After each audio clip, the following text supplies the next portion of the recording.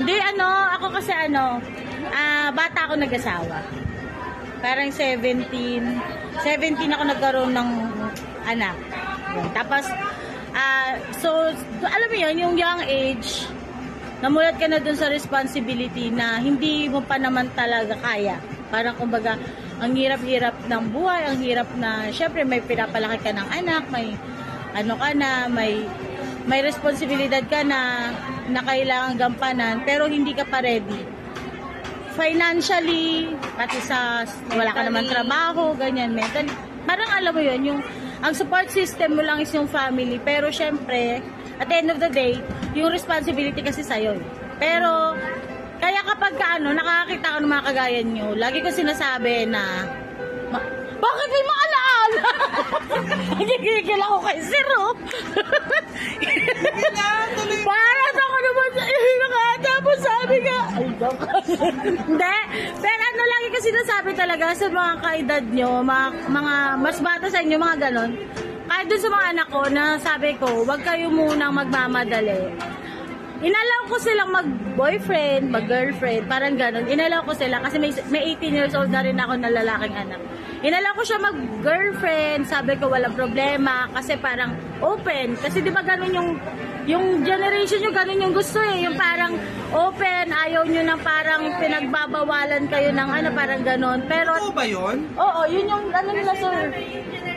Yung generation nila gano'n. Wait lang, hindi ako sinasalita. Generation mo ba yun? Ay, sorry. Kapag, di ba po yung buhangin, kapag hawak mo lang siyang gano'n, hindi siya makakawala. Pero pag mahigpit yung hawak mo, so pusa siya. Totoo. Pero pag sobrang lubag mo naman, hinahangin din siya. Yun, kaya kumbaga parang kailangan parang pantay dapat diba? Kaya naanoan ko na yan, nasabi ko nga, yung generation nyo, hindi siya yung parang pwedeng sobrang higpit, hindi din siya yung pwedeng sobrang luwag. So, kailangan alam nyo na inaalaw. Bakit mahigpit? Kailangan lang, 50-50 Hindi mo lang. narinig yung sinabi niya. Ano? Nagsabi niya, yung generation daw nila parang buhangin, sir. Na, di ba yung buhangin, pag hinawakan mo lang, di ba hindi siya kumakawala? Pero pag sobrang higpit ng hawak mo, nalalaglag din siya. Nalalaglag. Tapos pag naka-open naman siya, Pero hindi ka buhangin, graba ka. Oo, graga. Opo, hindi naman pa ako Gen Z, sir eh. Millennial po. Sa pagre-relasyon lang, kailangan open kayo. Huwag mawawala yung communication ninyo. Ganon siya. Kasi pag nawala yung communication at isa lang ang nag-communicate at yung isa hindi, walang mangyayari sa relationship ninyo. Kumbaga parang sa'yo walang problema. Para sa'yo walang problema, iisipin mo walang problema. Kasi kapag ang isa masyadong tahimik, hindi nagsasalita, kailangan yung pag-usapan. Gutom yun. Ay. Kasi kailangan nyo pa rin pag-usapan, di ba? Kahit maliit lang na bagay. Pag-usapan nyo, maghanap kayo ng pag-uusapan ninyo. Di ba, palagi kayo sa trabaho, bihira kayo magkita. Parang pa-counseling na to. Ano? Marriage counseling. Kumukuha lang sila ng bahay. Bakit pa-counseling ka na? Sila ulo ka? Hindi! Aray! Hindi, totoo naman yun, di ba? Kasi parang hindi lang umano yung gap sa isa't isa. Kasi pag yun ang nawala, mahirap na ibalik. Pero in fairness sa generation nila.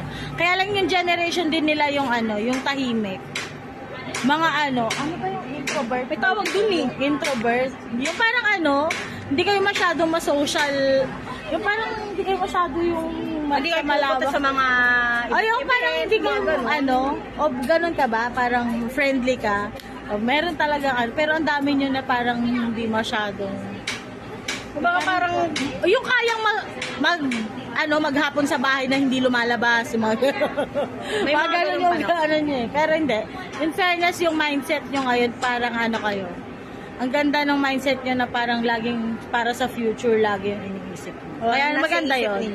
Yun lang, lagi nyo lang alalahanin yung mga limitations na magkasama na kayo ngayon dun sa future na inaano nyo. Pero kung hindi pa kayo ready dun sa parang yung alam niyo na mag-ano na yun. I-ano nyo muna, mag-stable muna yung nyo, finances bago simulan nyo. Para at least hindi kayo mahihirapan. parang dun sa nangyari sa amin. Ano ba ang ano ngayon, yung hilig ng mga Gen Z? Online, oo. Social media, tsaka Kaya mga sila online hindi games. ma-social, Opo. personal Kayo social nga, kayo ba Mga ma-social ba kayo? online games. Parang, Ma-online games kayo? parang ang pinaka-banding ng mga yan, sir, ML, Oo. CAD, basta mga ganun. Yun Yung hindi na siya social, Hindi sociable, siya. online, ano na sila.